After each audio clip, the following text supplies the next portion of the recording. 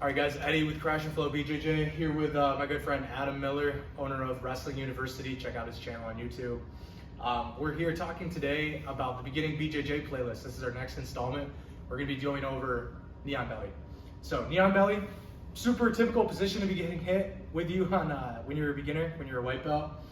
Can be really frustrating, and if the dude's heavy, it can feel pretty fucking horrible. So this is knee on belly. If you guys aren't familiar, Adam comes around the corner, he puts his stomach on my knee, anywhere, or he puts his knee on my stomach, anywhere on my stomach, maybe even up into like my solar plexus, and he's gonna start grabbing onto my head, and he has it, and he'll start pulling up and just driving it into you, and it could be a really difficult position to get out of, because you can't really like inch your way out of here, right, because they can just keep following you. So the way that you would normally get out, like shrimping and things like that, doesn't really work here. Why does it not work here? Because Adam has this leg outstretched and it's mobile. He can just follow me. So I go out, he just keeps following me, and I just burn all my energy trying to get out like that. It's terrible. So how do we get out of a knee on belly? So there's two types of knee on belly players. Those who understand leg locks and those who don't. If you run into a guy with his knee out like that, he doesn't understand it. So when he puts his knee onto my stomach and he has his leg out in this direction, he's open to a backside 50-50 entry. Very easy one. So what we're gonna do is take our hand underneath of his ankle right here.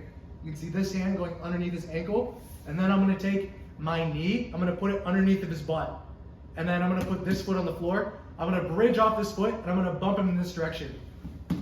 When he gets bumped in this direction, that's all we need to start entering into the legs. Once he gets here, I take this hand and I put it inside of his opposite hamstring. And I bring my knees to my chest, I rotate by using that hand. So he's still here, I take this hand, I make myself curved, right? We wanna have zero contact with the ground, very minimal contact. That allows us to move like a top. So now I have a curved spine, I have my hand under his hamstring, I bring my knees to my chest, and I just thread through, and now I'm able to start locking on the other side of the hip, and I already have this heel on my rib cage. I catch it by bringing the pad of the toes into my bicep, pinching it to my rib cage, and I go belly down to finish him here. If you guys want to watch an entry like that in UFC, you can watch Ryan Hall. He did it all the time. Not from a knee on belly, but Imanari rolls, and this is backside 50-50, which is something that he kind of like made famous. I don't think he invented it, but you can watch it on quite a few of his UFC fights.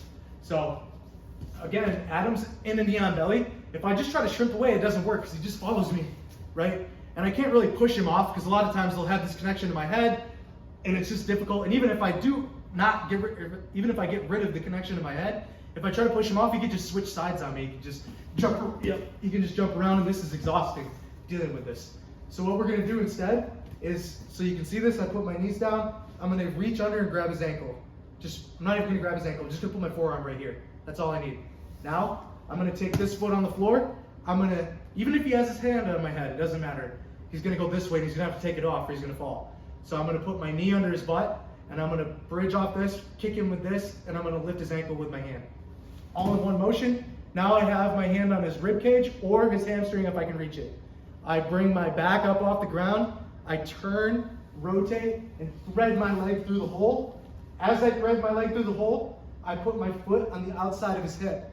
And now I have his heel square on my rib cage, and I can pull it down to my rib cage by biting down, like you shoot like an old Western film like this, right? Like you draw your pistol. This is how you clamp someone's toes and padded their foot to your rib cage and get a really good bite on the heel hook. The heel hook should be on your wristwatch area. Now I grab my hands and I go belly down to finish. Okay, so one more time. Yeah, one time from this angle quickly.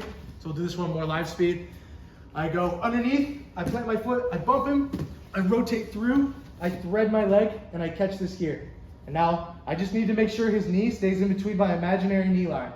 And now I can grab this grip and I go right through for the finish.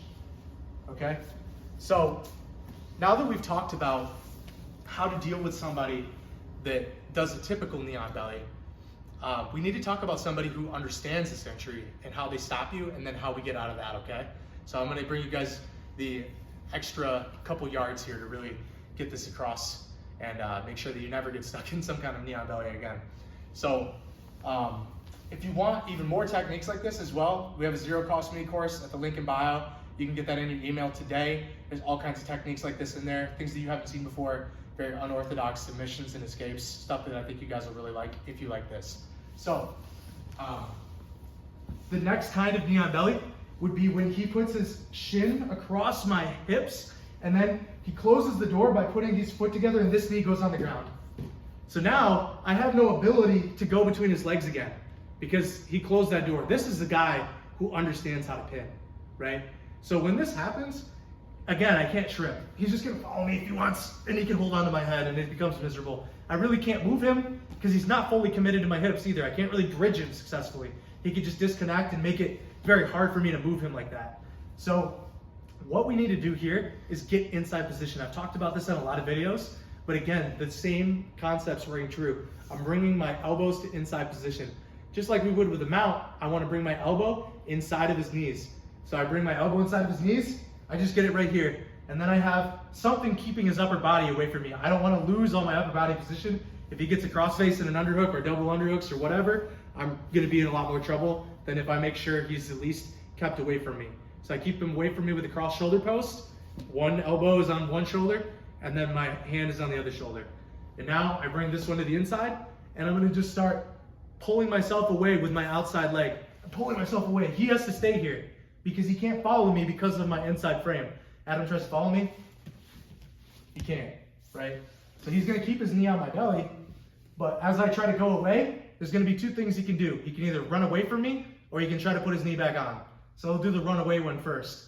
I go like this, I'm scooching out, and this time he goes onto his hands, kind of like looks in this direction, and he's about to run. I can see that he doesn't feel comfortable here. Maybe he's been leg locked a couple times.